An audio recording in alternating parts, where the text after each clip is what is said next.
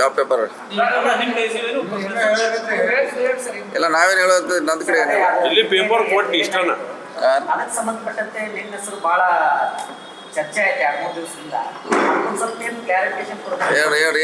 ಏನು ಸ್ಪಷ್ಟೀಕರಣ ಕೊಡೋದು ಹೇಳ್ರಿ. ಇಡಿ ಕೇಸ್ಗೆ ಸಂಬಂಧಪಟ್ಟಂತೆ ಹೌದು, ಇಡೀ ಕೇಸ್ ಆಗಿದ್ದು ನಿಜ. ನಮ್ಮ ಭಾವ ಮೈದ ಜಾರಕಿಹೊಳಿ ಸಂಬಂಧಿ ಮಂತ್ರಿಗಳ ಸಂಬಂಧ ಆಗಿದ್ದು ನಿಜ. ಅದರಲ್ಲಿ ಏನು ಸರ್ಟಿಫಿಕೇಟ್ ಕೊಡೋದು ಅವಶ್ಯಕತೆ ಇಲ್ಲ. ಅದನ್ನು ಸ್ಪಷ್ಟೀಕರಣದ ಅವಶ್ಯಕತೆ ಇಲ್ಲ. ಅದನ್ನು ಎಲ್ಲರಿಗೂ ಗೊತ್ತಿದ್ದ ವಿಚಾರ. ದಾಳಿಯನ್ನು ರಾಜಕೀಯ ಪ್ರೇರಿತ ಅಂತಾರೋ ಸದ್ಯಕ್ಕೆ ಹೇಳಲಿಕ್ಕಾಗಲ್ಲ ರೀ. ಇನ್ನು ಅವ್ರಿಗೆ ಯಾವ ದಾಟಿಯಲ್ಲಿ ಇನ್ವೆಸ್ಟಿಗೇಷನ್ ಮಾಡ್ತಾರೆ, ಏನು ಕೇಳ್ತಾರೆ, ಏನು ಮಾಡ್ತಾರೆ ಮ್ಯಾಗ ಅವಲ್ಲ ಇನ್ನೂ ಸ್ವಲ್ಪ ಟೈಮ್ ಬೇಕಾಗ್ತದೆ. ಸದ್ಯಕ್ಕೆ ಹೇಳಲಿಕ್ಕಾಗಲ್ಲ. ಕರ್ನಾಟಕ ಸಂಬಂಧಪಟ್ಟಂತೆ ಆ ರೀತಿಯಾಗಿದ್ದ ಅಪರೂಪ. ಆ ರೀತಿ ಒಬ್ಬ ಕೆಳಮಟ್ಟದ ಅಧಿಕಾರಿಯನ್ನ ರೇಟ್ ಭಾಳ ರೇರ್. ಇಲ್ಲಿವರೆಗೆ ಭ್ರಷ್ಟಾಚಾರ ಮಾಡಲಿಕ್ಕೆ ಲೋಕಾಯುಕ್ತ ಇದೆ, ಅವ್ರದ್ದು ಇಲಾಖೆ ಇದೆ, ಬೇರೆ ಬೇರೆ ಏಜೆನ್ಸಿ ಅವ್ರು ಮಾಡ್ತಾರೆ. ಇದು ಫಸ್ಟ್ ಟೈಮು ಭ್ರಷ್ಟಾಚಾರ ಆರೋಪ ಮೇಲೆ ಇಷ್ಟು ದೊಡ್ಡ ರೇಡ್ ಆಗಿದ್ದು ಇತಿಹಾಸ. ಅದು ಕೂಡ ನಮಗೂ ಕನ್ಫ್ಯೂಸ್ ಇದೆ ಅದು. ಸೊ ಅದು ಮುಂದಿನ ದಿನಗಳಲ್ಲಿ ನೋಡೋಣ. ಲೀಗಲಿ ಅವ್ರು ಹೆಂಗೆ ಫೈಟ್ ಮಾಡ್ತಾರೆ, ಹೆಂಗೆ ಕೇಳ್ತಾರೆ. ಸೊ ಅವ್ರಿಗೆ ಬಿಟ್ಟಂಥ ವಿಚಾರ ಅದು. ನಮಗೂ ಕೂಡ ಕನ್ಫ್ಯೂಸ್ ಇದೆ. ಫಸ್ಟ್ ಟೈಮ್ ಇಡಿ ಅವರು ಕರಪ್ಷನ್ನಲ್ಲಿ ತನಿಖೆ, ಇಷ್ಟು ದೊಡ್ಡ ಮಟ್ಟದ ತನಿಖೆ.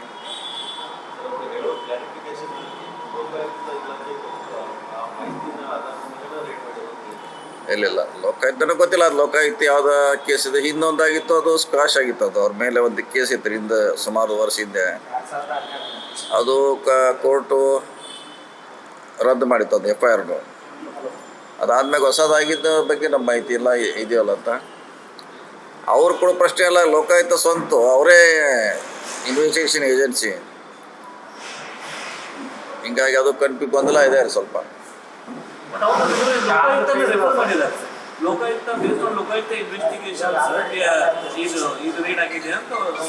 ಬಹುಶಃ ಅದನ್ನು ಹಳಿದ ರೆಫರೆನ್ಸ್ ಕೊಟ್ಟಿದ್ದಾರೆ, ಹೊಸದಲ್ಲ. ಅದು ಹಳಿದ ಇರಬೇಕು ನನ್ನ ಲೆಕ್ಕ. ನನಗೆ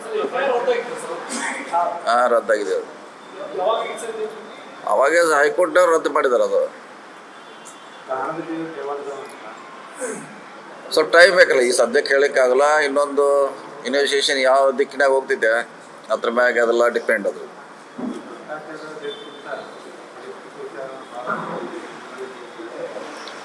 ನೋಡೋಣ. ಅದಕ್ಕೆ ಕಾನೂನು ಇದೆ. ಅವ್ರು ಅದೇ ಹೇಳಿಲ್ಲ. ಅವ್ರು ಏನು ಕೇಳ್ತಾರೆ, ಏನು ಕ್ವಶನ್ ಮಾಡ್ತಾರೆ, ಅದ್ರ ಮ್ಯಾಗೆ ಡಿಪೆಂಡ್ ಇಲ್ಲ.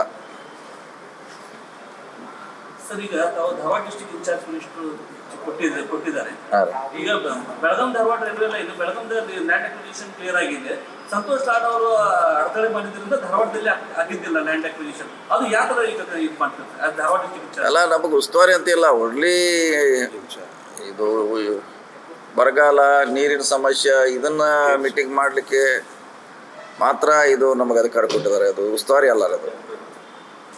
ಅಂದ್ರೆ ಈಗ ಯಾರೋ ಮಂತ್ರಿ ಇಲ್ಲರಲ್ಲ, ಅದು ಅಲ್ಲಿ ಜಿಲ್ಲಾಧಿಕಾರಿಗಳು MLA ಜೊತೆ ಸಭೆ ಮಾಡಲಿಕ್ಕೆ ನಮ್ಗೆ ಅಧಿಕಾರ ಕೊಟ್ಟಿದ್ದಾರೆ. ಅಷ್ಟಕ್ಕೆ ಸೀಮಿತ ಅದು.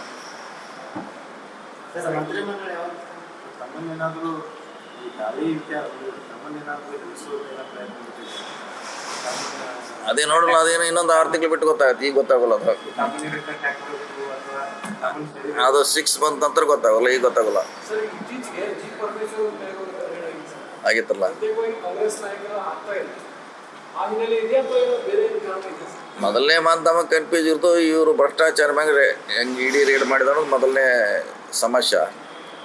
ಅದಕ್ಕೆ ಅವ್ರು ಹೆಂಗೆ ಜಸ್ಟಿಫೈ ಮಾಡ್ತಾರೋ, ಅದನ್ನು ಅವ್ರು ಹೆಂಗೆ ಮಂಜುನಾಥ್ ಅವ್ರ ನೋಡ್ತಾರೋ ಗೊತ್ತಿಲ್ಲ. ನಮಗೆ ಮಾತ್ರ ಅದು ಆಶ್ಚರ್ಯ. ಯಾಕಂದರೆ ಬೇರೆ ಅದ್ರ ಮ್ಯಾಗ ಇನ್ವೆಸ್ಟಿ ಮಾಡಿರೋ ಓಕೆ. ಭ್ರಷ್ಟಾಚಾರ ಮಾಡಲಿಕ್ಕೆ ಅದು ರಾಜ್ಯ ಸರ್ಕಾರಕ್ಕೆ ಸಂಬಂಧಪಟ್ಟಂಥ ವಿಚಾರ. ಇನ್ನು ಕೇಂದ್ರ ಸರ್ಕಾರದ ಅಧಿಕಾರಿ ಆಗಿದ್ರೆ ಅವ್ರು ಮಾಡಲಿಕ್ಕೆ, CBI ಮಾಡಲಿಕ್ಕೆ ಅಧಿಕಾರಗಳಿದ್ದಾವೆ. ಅದು ಬೇರೆ. ಸೊ ಏನಾದರೂ ಕಾದು ನೋಡೋಣ. ತಕ್ಷಣ ಹೇಳಲಿಕ್ಕಾಗೋಲ್ಲ.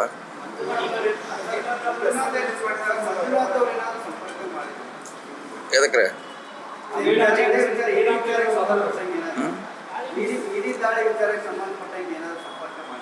ಇಲ್ಲ, ಇವತ್ತು ಮಾತಾಡ್ತೀವಿ. ಸಿಗ್ತಾರೆ, ಮಾತಾಡ್ತೀನಿ ಇವತ್ತು. ಹಾಂ, ಇನ್ನು ಆಯ್ತು, ಇನ್ನು ಅವ್ರಿಗೆ ಮತ್ತೆ ಕರಿತಾರಲ್ಲ, ಅವ್ರು ಮಿಷಿನ್ ಮತ್ತೆ ಕರಿತಾರೆ, ಎಷ್ಟಕ್ಕೆ ಮುಗಿದಿಲ್ಲ ಅವ್ರು, ಮತ್ತೆ ಅವರು ನೋಟಿಸ್ ಕೊಟ್ಟು ಕರೀತಾರೆ. ಅವಾಗಂದ್ರೆ ಅವ್ರು ಹೆಂಗೆ ಜಸ್ಟಿಫೈ ಮಾಡ್ತಾರೆ, ಅದರಲ್ಲಿ ಏನಿದೆ, ಏನು ಬರೀತಾರೆ, ಅದೆಷ್ಟು ಅವ್ರಿಗೆ ಪೂರಕವಾಗಿರ್ತೈತೆ ಅನ್ನೋದು ಅದು ಅವ್ರಿಗೆ ಇಬ್ಬರಿಗೂ ಬಿಟ್ಟಂಥ ವಿಚಾರ. ಅವ್ರು ಮತ್ತೆ ಕರಿಲೇಬೇಕು, ಒಂದೇ ಸಾರಿಗೆ ಏನು ಮುಗಿಯಲ್ಲ ರೀ ಅದು. ಸರ್, ಈ ದಾಳಿ ಅಬಕಾರಿ ಇಲಾಖೆಯ ಭ್ರಷ್ಟಾಚಾರವನ್ನು ಎಷ್ಟು ತೋರಿಸುತ್ತೆ? ಭ್ರಷ್ಟಾಚಾರ ಈಗ ಸಿಕ್ಕಿದಾರಂತ ಇದೆ, ಬೇರೆ ಕಡೆ ಸಿಕ್ಕರು ಅಲ್ಲಿ ಇದ್ದಾರೆ, ಒಂದೇ ಇಲಾಖೆಗೆ ಸೀಮಿತವಾಗಿ ಇಲ್ಲ ರೀ ಭ್ರಷ್ಟಾಚಾರ. ಅದು ಸಿಕ್ಕಿದೆ ಹೊರಗೆ ಮಾಡಿದೆ, ಎಲ್ಲಿ ಸಿಕ್ಕಿದೆ ಹೊರಗೆ ಬರ್ತೇವೆ ರೀ, ಅಷ್ಟೇ.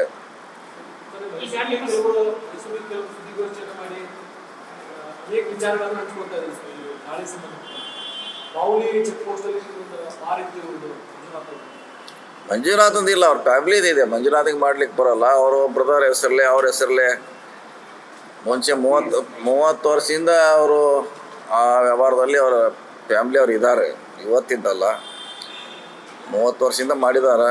ನಾನು ಸಲ ಚರ್ಚೆ ಆದಾಗ ನಮ್ಮ ಬ್ರದರ್ ಹೆಸರಲ್ಲಿ ಇದೆ ಹೇಳ್ತಾಯಿದ್ರು ಅವರು. ಸೊ ಇರಬೇಕು, ರಾಜ್ಯದಲ್ಲಿ ಅವ್ರ ಬ್ರದರ್ ಹೆಸರಲ್ಲೇ, ಅವ್ರ ಸಂಬಂಧಿಕರು ಫ್ಯಾಮ್ಲಿ ಹೆಸರಲ್ಲೇ ಇರ್ಬೋದು. ಸರ್, ಅವ್ರು ನಿಮ್ಮ ಸಂಬಂಧಿ ಅನ್ನೋ ಕಾರಣಕ್ಕೆ ಇಡೀ ದಾಳಿ ಆಯ್ತು ಟಾರ್ಗೆಟ್ ಮಾಡಿ ಅದೇ ಗೊತ್ತಿಲ್ಲ, ಅದೇ ಸ್ವಲ್ಪ ಟೈಮ್ ಬೇಕಲ್ಲ. ಈಗ ಹೆಂಗೆ ನಿನ್ನೆ ಇನ್ನೂ 2 ವರ್ಷ ಆಗಿಲ್ಲ, ಅವ್ರು ಕೇಳುವಂಥ ಪ್ರಶ್ನೆ ಮೇಲೆ ಅದು ಅವಲಂಬನೆ ಆಗ್ತೈತೆ. ನೋಡೋಣ, ವೇಟ್ ಮಾಡೋಣ. ರಾಜ್ಯದಲ್ಲಿ ಅಧಿಕಾರ ಹಸ್ತಾಂತರ ಆಯಿತು, ಆದ ತಕ್ಷಣನೇ ಈ ದಾಳಿ ಆಗಿದೆ. ಅದಕ್ಕೂ ಇದಕ್ಕೂ ಏನಾದರೂ ಲಿಂಕ್ ಇರ್ಬೋದಾ? ಇಲ್ಲ, ಅದಕ್ಕೂ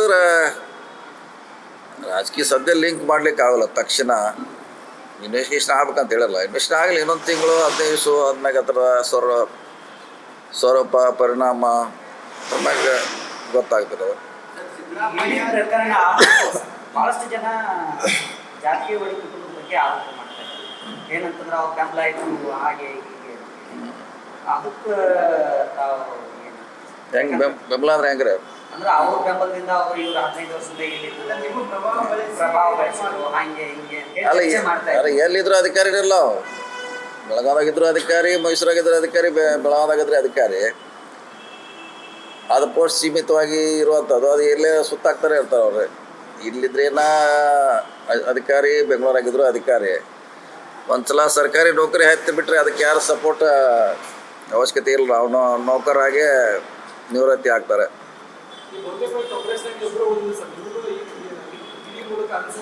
ನೋಡೋಲ್ಲ, ಬಂದಾಗ ಬರಲಿ. ಇನ್ನೂ ಏನು ಈಗ ತಕ್ಷಣ ಅವರು ನಮ್ಮ ವಿರೋಧ ಮಾಡ್ತಾರೆ ಅಂತ ಹೇಳೋಕ್ಕಾಗೋಲ್ಲ. ಅಟ್ಲೀಸ್ಟು ಅವ್ರು ಏನು ಕರೀತಾರೆ, ಏನು ಕೇಳ್ತಾರೆ, ಅವಾಗ ಅದ್ರ ಬಗ್ಗೆ ಸ್ವರೂಪ ಗೊತ್ತಾಯ್ತು. ಈಗ ತಕ್ಷಣ ಹೇಳೋಕ್ಕಾಗೋಲ್ಲ, ಅವರು ನಮ್ಮ ವಿರೋಧ ಮಾಡ್ತೀರಂತ ತಕ್ಷಣ ಹೇಳೋಕ್ಕಾಗೋಲ್ಲ. ಈಗ ಮಾಜಿ ಅಬಕಾರಿ ಸಚಿವ ತಿಮ್ಮಾಪುರ ದಾಳಿ ಸಂಬಂಧಪಟ್ಟಂತೆ ಅವ್ರ ಹೇಳಿಕೆ ಈ ರೀತಿ. ಇನ್ನೊಬ್ಬರು ಖರ್ಗೆ ಅವರು ಹೇಳ್ತಾರೆ, ನನ್ನ ಮೇಲೆ ಮುಂದಿನ ದಾಳಿ ಆಗ್ಬೋದು ಅಂತ ದುರಾಸೆ. ಇದ್ದೇದಲ್ಲ, ಈಗ ಚುನಾವಣೆ ಬತ್ತಲ್ಲ, 28 ಬತ್ತಂದ್ಬೇಕು, ಇದೆಲ್ಲ ಹೊರಗೆ ಬರ್ದವು ಇವೆಲ್ಲ.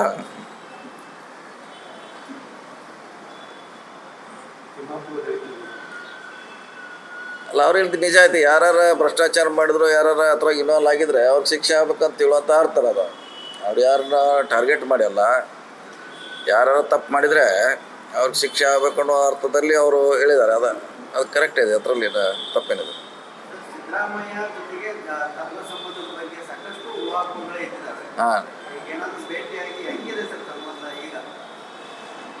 ಹೆಂಗೆ ಅಳಿದು ಹೆಂಗ್ರೆ ಅದು ಮಾಪ್ ಹೆಂಗೆ ಅಳಿದು? ಯಾವ ಮಾಪನಾಗ ಹಾಕ್ತಾರೆ ಅವ್ರು ಅದನ್ನು? ನಮ್ದು ಇಂಟರ್ಪ್ರಿಟೇಷನ್ ಏನಾಗ್ತಾ ಇದೆ ಅಂದ್ರೆ ಡಿಫರೆನ್ಸ್ ಆಫ್ ಒಪಿನಿಯನ್ ಕ್ರಿಯೇಟ್ ಆಗ್ಯಾವ ಅಂತ ಇಂಟರ್ಪ್ರಿಟೇಷನ್ ಆಗ್ತಾ ಇದೆ. ಏನೇನು ಮತಭೇದ ಆಗ್ತಾ ಇದೆ ನಿಮ್ಮಲ್ಲಿ ಮತ್ತು ಸಿದ್ದರಾಮಯ್ಯ. ಮತಭೇದ ಆಗುವಂಥ ಸಂದರ್ಭ ಏನು ಬಂದಿಲ್ಲ. ಮತಭೇದ ಆಗುವಂಥ ಸಂದರ್ಭ ಯಾವ ಬಂದೇ ಇಲ್ಲ. ಸರ್, ಈಗ ಬಿಡದಿ ಸರ್, ಸತೀಶ್ ಜಾರಕಿಹೊಳಿ ಅವರು ಕೆಪಿಸಿಸಿ ಅಧ್ಯಕ್ಷರು ಆಗ್ತಿದ್ರು, ಮಂತ್ರಿನೂ ಆಗ್ತಿದ್ರು. ತಪ್ಪಿಸಿದವರೇ ಸಿದ್ದರಾಮಯ್ಯನವರು. ನಿಲ್ಲಿಲ್ಲ. ನೋಡಿ, ನಾ 2 ಸಲ ಹೇಳಿದ್ದೀನಿ, ಒಂದು ಹುದ್ದೆಗೆ ಒಬ್ಬ ವ್ಯಕ್ತಿ ಅಂತ ಹೇಳಿದ್ದೀವಿ. ಒಂದು ವ್ಯಕ್ತಿಗೆ ಒಂದೇ ಹುದ್ದೆ. ಇದರಲ್ಲಿ ಹೋಗಿತ್ತು, ನಮ್ಗೆ ಆಪ್ಷನ್ ಇತ್ತಲ್ಲ, ಫಸ್ಟ್ ಅಧ್ಯಕ್ಷ ನಮಗಿತ್ತು. ಬಟ್ ಅದು ಈಗ ಅನ್ವಯ ಆಗಿದ್ದು ಸ್ವಲ್ಪ ಎಲ್ಲರಿಗೂ ಪ್ರಶ್ನೆ ಇತ್ತು ಸರ್. ಇಲ್ಲ ಸರ್, ಬೆಂಗಳೂರು ಅದೇನೇ ಹೇಳಿದ್ರು ಕೂಡ ನಮಗೆ ಫಸ್ಟ್ ಆಫರು 2ರಾಗ ಯಾವ ತೋದ್ರ ಅಂತ 2 ತಿಂಗಳಿಂದ ಹೇಳಿದರು. ನಾವು ಮೊದಲೇ ಅಧ್ಯಕ್ಷ ಅಂದರೆ ಇದೆಲ್ಲ ಪ್ರಶ್ನೆ ಬರ್ತಿರಕ್ಕಿಲ್ಲ. ನಾವು ಎರಡು ಕೊಡೋದು ನಾವು ಹೇಳಿದ್ದೀವಿ, ಅದು ಇಲ್ಲಿವರೆಗೆ ಜಗಿತು. ಕೊನೆಗೆ ಒಂದೇ ಅಂತ ಮಂತ್ರಿ ಕೊಟ್ಟರು ಅಷ್ಟೇ. ಸರ್, ಈಗ ರಾಜ್ಯದಲ್ಲಿ ಬರದ ವಾತಾವರಣ ಸೃಷ್ಟಿ ಆಗ್ತಾ ಇದೆ. ಭಾಳಷ್ಟು ಸಮಸ್ಯೆಗಳು ಅಂದರೆ ನೀರಿರ್ಬೋದು, ಅದು ಇದು ಅಂತ. ಈಗ ಸಚಿವ ಸಂಪುಟ ವಿಸ್ತರಣೆ ಬಗ್ಗೆ ಏನಾದರೂ ಹೈಕಮಾಂಡ್ಗೆ ನೀರಿನೆಲ್ಲ ಒಟ್ಟು ಹೇಳುವಂಥದ್ದು. ಯಾಕಂದ್ರೆ ಬೇಗ ಸಚಿವ ಸಂಪುಟ ಆಯಿತು ಅಂತಂದರೆ ಅಟ್ಲೀಸ್ಟ್ ಮಂತ್ರಿ ಆದರೆ ಅವರು ಓಡಾಡ್ಕೊಂಡು ಕೆಲಸ ಮಾಡ್ತಾರೆ. ಈಗ ಜನ ತೊಂದರೆಯಲ್ಲಿರೋದ್ರಿಂದ ಇನ್ನೂ ಸಚಿವ ಸಂಪುಟ ಹಂಗೆ ವಿಳಂಬ ಆಗ್ತಾನೆ ಹೋಗ್ತಾ ಇದೆ. ಅದಕ್ಕೆ ಈಗೆಲ್ಲ ನಮ್ಮನ್ನು ನೇಮಿಸಿದ್ದು 3 ಜಿಲ್ಲೆಗೆ ಮಂತ್ರಿಗಳಿಲ್ಲದ ನಮ್ಮನ್ನು ಅದನ್ನು ವೀಕ್ಷಣೆ ಮಾಡಲಿಕ್ಕೆ, ಆ ಥರ ಸಭೆ ಮಾಡಿ ಪರಿಹಾರ ಮಾಡಲಿಕ್ಕೆ ನಮ್ಮನ್ನು ನೇಮಿಸಿದ್ದಾರೆ. ಸೊ ಅವ್ರ ಕೆಲಸ ನಾವು ಮಾಡ್ತೀವಿ. ಅದಟ್ಟು ಅದು ನೀವು ಹೇಳ್ದಂಗೆ ಶೀಘ್ರದಲ್ಲಿ ಆಗಬೇಕು. ಯಾಕೆ 20 ಜನ ಮಂತ್ರಿ ಖಾಲಿ ಇದೆ, ಶೀಘ್ರ ಆಗಬೇಕು. ನಾವು ಯಾವ ಊರು ಸರ್? ಧಾರವಾಡ? ಮಾಡ್ತೀವಿ, ಮೀಟಿಂಗ್ ಮಾಡ್ತೀವಿ ಬೇಗ. ಅಲ್ಲಿ ನೀರಿನ ಸಮಸ್ಯೆ ಭಾಳ ಸರ್. ಧಾರವಾಡ ಧಾರವಾಡ ಮಾಡ್ತೀವಿ, ಹಾವೇರಿ ಎಲ್ಲನೂ ಸಭೆ ಮಾಡ್ತೀವಿ.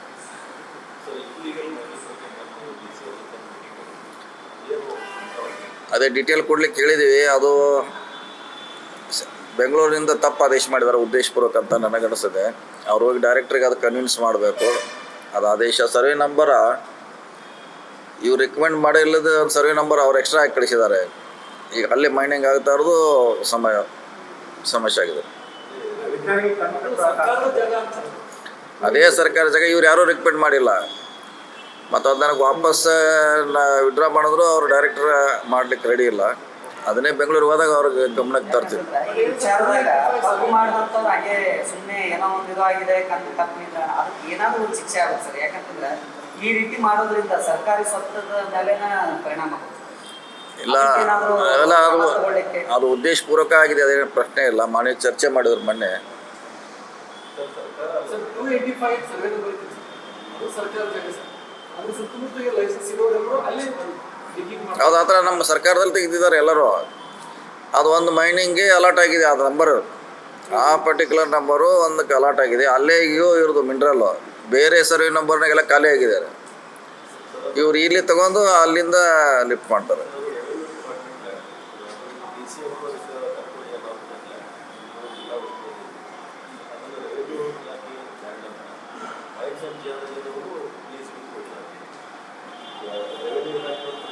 ಅದೇ ಹೇಳಿದೆ, ನಾವು ಕೊಟ್ಟಿಲ್ಲ, NOC ಕೊಟ್ಟಿಲ್ಲ ನಮ್ದಂದ್ರು.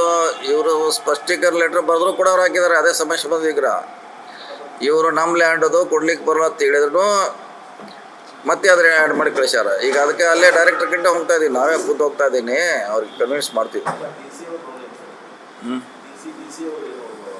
ಅದೇ ಹೇಳಿದ್ರಲ್ಲ, ಅವ್ರು ನಮ್ಮ ಲ್ಯಾಂಡ್ ನಾವು ಕೊಟ್ಟಿಲ್ಕರೆ ಇಲ್ಲಿಗಲ್ ಅಲ್ಲಿ ಮಾಡ್ತಿದ್ದಾರೆ. ಆದರೆ ಅವರು ಅದನ್ನು ಹಾಕಿ ಕಳಿಸಿದ್ದಾರೆ. ಯಾರೇ ಡೈರೆಕ್ಟ್ರು, ಅದು ಡಿಲೀಟ್ ಆಗಬೇಕು.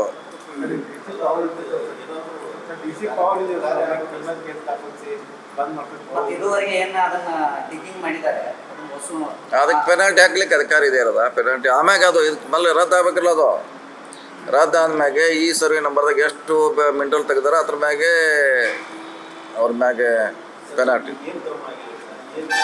ಇನ್ನೂ ಮಟ್ಟ ಏನಾಗಿಲ್ಲ, ಅದ್ರ ಮೇಲೆ ಡಿಲೀಟ್ ಆಗ್ಬೇಕ್ರಿ ಫಸ್ಟು. ನಾನೇ ಹೋಗ್ತಿದ್ರೆ ಐತಿಲ್ಲ, ನಾನೇ ಬೆಂಗಳೂರಿಗೆ ಹೋದಾಗ ಡೈರೆಕ್ಟ್ ಅವ್ರಿಗೆ ಸ್ಪಷ್ಟವಾಗಿ ಬರೆದ್ರು ಕೂಡ ಅವರು ಮತ್ತೆ ಆ್ಯಡ್ ಮಾಡಿ ಕಳಿಸಿದ್ದಾರೆ. ಅದೇ ತಿಳಿತಾ ಇಲ್ಲ ರೇ. ಇಲ್ಲ ಈಗ ಮಾಡ್ಲಿಕ್ಕೆ ಆಗೋಲ್ಲ ರೀ. ಈಗ ಕನ್ಫ್ಯೂಸನ್ ಆಗಿ ಆಲ್ರೆಡಿ ಅವ್ರಿಗೆ ನಮ್ಗೆ ಥರ ಡೈರೆಕ್ಟ್ರ್ ಕೊಟ್ಟಿರ್ತಾರೆ ಅವರು. ನೀವು ಕೊಟ್ಟಿರಲ್ಲ ಬಿಟ್ಟರೆ ನಮ್ಗೆ ಗೊತ್ತಿಲ್ಲ. ಡೈರೆಕ್ಟ್ರ್ ಹೆಸರಿನಲ್ಲಿ ಆ ಸರ್ವೆ ನಂಬರ್ ಇದೆ ಅಂತ ಹೇಳ್ತಾರೆ. ಅದಕ್ಕೆ ಫಸ್ಟ್ ಅವರಿಂದ ವಿಡ್ರಾ ಆಗ್ಬೇಕದು. ನೋಡೋಲ್ಲ, ಈಗ ಅಲ್ಲಿ ಬೆಂಗಳೂರಾಗ ಕೂತಾರ ಅವ್ರೆ. ಈಗ ಅವ್ರ ಮ್ಯಾಗ DC ಹಂಗೆ ತೊಗೊಳ, DC ಕಿಂತ ಹೈಯರ್ ಅಥಾರಿಟಿ ಅವರು.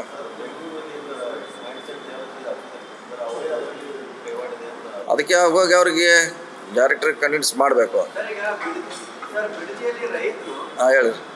ಹೋರಾಟ ಮಾಡಿದ್ರೆ ನಾವು ಯಾವುದೇ ಕಾರಣಕ್ಕೂ ಜಮೀನನ್ನ ಬಿಟ್ಕೊಡೋದಿಲ್ಲ ಅಂತ BK ಹರಿಪ್ರಸಾದ್ ಅವರು ಹೇಳಿದ್ದಾರೆ. ರೈತರು ವಿರೋಧ ಮಾಡಿದ್ರೆ ನಾವು ವಾಪಸ್ ತಗೋತೀವಿ ಅಂತ. CM ಕನಸಿನ ಯೋಜನೆ ನಿಲ್ಲಂತ ಅಥವಾ ಆಗುತ್ತಾ? ಅದು ಚರ್ಚೆ ಆಗ್ಬೇಕ್ರಿ. ಅವರು ಅಧ್ಯಕ್ಷರಿದ್ದಾರೆ, CM ಇದ್ದಾರೆ, ವರಿಷ್ಠರಿದ್ದಾರೆ. ಅವರೆಲ್ಲ ಚರ್ಚೆ ಮಾಡಿ ಅದ್ರ ಬಗ್ಗೆ ನಿರ್ಧಾರ ಮಾಡಬೇಕು. ಯಾಕೆ ಸರ್ ಅಷ್ಟೇ ಆಸಕ್ತಿ ತಗೋತಿದ್ದಾರೆ ಅಂದರೆ DKಶಿ ಅವರು ರೈತರಿಗೆ ಅಷ್ಟೆಲ್ಲ ವಿರೋಧ ಮಾಡಿದ್ರು? ನೋಡೋಣ, ಈಗಾಗಲೇ ಅದ್ರ ಬಗ್ಗೆ ಸಾಕಷ್ಟು ಪರ ವಿರೋಧ ಸುಮಾರು ಚರ್ಚೆ ನಡೆದಿದೆ. ಅವ್ರು ನಮ್ಮ ಸಿ ಎಮ್ ಅವ್ರು ಹೇಳೋದು ಹಿಂದಿನ ಸರ್ಕಾರದಲ್ಲಿ ಆಗಿತ್ತು, ಅವ್ರು ಯಾಕೆ ಮಾಡಿಲ್ಲ ಅನ್ನೋದು ಅವ್ರ ವಾದ. ನೀವು ರದ್ದು ಮಾಡಬೇಕಿತ್ತಲ್ಲ, ಈಗ ಯಾಕೆ ಮಾಡ್ತಾಯಿಲ್ಲ ಅಂತ ಅವ್ರ ವಾದ. ಸೊ ಗೊಂದಲ ಅಂತ ಇದೆ. ಅದು ಹೆಂಗೆ ಅವರಿಷ್ಟು ಪರಿಹಾರ ಮಾಡ್ತಾರೆ ನೋಡೋಣ. ಸರ್ ಈಗ ನೀರಾವರಿ ವಿಚಾರವಾಗಿ ನಿನ್ನೆ 3 ರಾಜ್ಯಗಳ ಮುಖ್ಯಮಂತ್ರಿಗಳು ಒಂದೇ ವೇದಿಕೆಯಲ್ಲಿ ಕಾಣಿಸಿಕೊಂಡ್ರು. ಈ ಮುಖ್ಯಮಂತ್ರಿಗಳಾದವರು ಕಾವೇರಿ ತುಂಗಭದ್ರಾ ಕೊಟ್ಟಟ್ಟು ಮಹತ್ವ ಮಾದಾಯಿಗೆ ಹಾಕೋದಿಲ್ಲ. ಈಗ ಇಲ್ಲೂ ಕೂಡ ಉತ್ತರ ಕರ್ನಾಟಕದ ಪ್ರಮುಖ ನೀರಾವರಿ ಯೋಜನೆ ಆಗಿರುವಂಥ ಮಾದಾಯಿ ಬಗ್ಗೆ ಗೋವಾ, ಮಹಾರಾಷ್ಟ್ರ ಮತ್ತು ಕರ್ನಾಟಕ ಈ 3 ರಾಜ್ಯಗಳ ಸಮನ್ವಯತೆ ಕೊರತೆ ಇದೆ. ಅದೇನಾದರೂ ನೀವು ತರಬೇಕು, ನಿಯೋಗ ತೊಗೊಂಡು ಹೋಗ್ತೀರ ಅಂತ ಹೇಳಿದ್ರು ಸರ್. ಈಗೇನಾದರೂ ತೊಗೊಂಡು ಹೋಗೋ ಪ್ಲ್ಯಾನ್ ಇದೆಯಾ? ಇಲ್ಲ, ಮಾದಾಯಿ ಮಾಡಲಿಕ್ಕೆ ಈಗಾಗಲೇ ಟ್ರಿಬ್ಯುನಲ್ ನಮಗೆ ಅಧಿಕಾರ ಕೊಟ್ಟಿದೆ. ಆದರೆ ಬಂದದ್ದು ಅದು ಪೊಲ್ಯೂಷನ್ ಪರಿಸರ ಇಲಾಖೆಯಿಂದ ಮತ್ತೆ ಅಲ್ಲಿ ಸ್ಟಕ್ ಆಗಿದ್ದಾರೆ. ಅದನ್ನು ನಾವು ಡೆಲ್ಲಿಗೆ ಒಂದು ನಿಯೋಗ ಒಯ್ಯಲೇಬೇಕ್ರೆ ಪರಿಹಾರ ಮಾಡಲಿಕ್ಕೆ.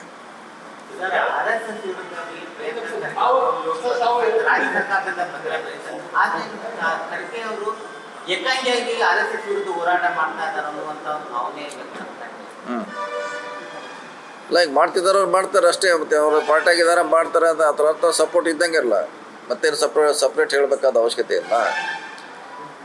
ಈಗ ಅವರು ಪಕ್ಷದ ಮಂತ್ರಿಯಾಗಿ ಅವ್ರಿಗೇನು ಮಾಹಿತಿ ಕೇಳಿದಾರ, ಅದೇನು ಬಹಿರಂಗವಾಗಿ ಹೇಳೋದು ಅವಶ್ಯಕತೆ ಇಲ್ಲಲ್ಲ. ಇದು ಒಂದ್ ಕಡೆ ಎಲ್ಲ ಸಮಾಜದ ಆಡಳಿತ, ಯಾಕಂತಂದ್ರೆ ವಿಜಯಪುರ ಸಂಸದರು ಹೇಳ್ತಾರೆ ದಲಿತರಿಗೆ ಬೇಕು RSS ವಿಷಯ ಅಂತ. ಆದ್ರೆ ಸರ್ಕಾರ ಇದಕ್ಕೆ ಯಾವುದೇ ರೀತಿಯಿಂದ ಪ್ರತಿಕ್ರಿಯೆ ಇಲ್ಲ. ಎಲ್ಲರೂ ನೀಡಬೇಕಾಗಿಲ್ಲ, ಎಲ್ಲದಕ್ಕೂ ಎಲ್ಲ ಹೇಳಿಕ್ಕೆ ಸಂಬಂಧಪಟ್ಟ ಒಬ್ಬರಿದ್ದಾರೆ ಅದಕ್ಕೆ ಅದು ಹ್ಯಾಂಡಲ್ ಮಾಡಲಿಕ್ಕೆ. ಈಗ RSS ಬಗ್ಗೆ ಮಾಹಿತಿ ಅವ್ರಿಗೆ ಹೆಚ್ಚಿನ ಮಾಹಿತಿ ಇದೆ ಅವ್ರಿಗೆ, ಪ್ರಿಯಾಂಕಾ ಖರ್ಗೆ ಅವ್ರಿಗೆ. ಅವ್ರು ಅದನ್ನು ಹ್ಯಾಂಡಲ್ ಮಾಡ್ತಿದ್ದಾರೆ. ಈಗ ಎಲ್ಲರ ಹತ್ರ ಅನಾವಶ್ಯಕ ಮಾತಾಡಿ ಗೊಂದಲ ಸೃಷ್ಟಿ ಮಾಡೋ ಬದಲಿ ಒಬ್ಬರು ಹ್ಯಾಂಡಲ್ ಮಾಡ್ತಾರೆ, ಮಾಡಲಿ.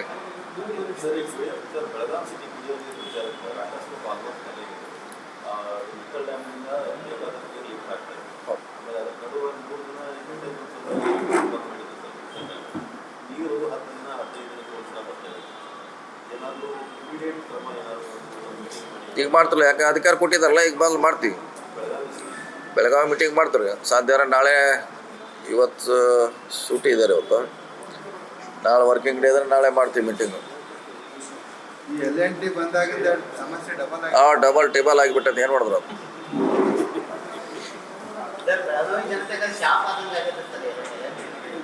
ಎಲ್ಲ ಕಡೆ ಲಟ್ಟೆ ಅಲ್ಲ ರೀ, ಎಲ್ಲಿ ಮಾಡ್ಯಾರ ಎಲ್ಲ ಕಡೆ ಇಲ್ಲ ಅಂತ ಅಲ್ಲ, ಎಲ್ಲೆಲ್ಲಿ ಅಡ್ಡ್ಯಾರ ಅವರೆಲ್ಲ ಹಿಂಗೆ ಮಾಡ್ಯಾರ. ಅಲ್ಲೂ ಸೇಮ್ ಪ್ರಾಬ್ಲಮ. ಬಿಜಾಪುರದಾಗ ಹೋದ್ರ ಬಿಜಾಪುರ ಸೇಮ್ ಪ್ರಾಬ್ಲಮ್ ಇದೆ.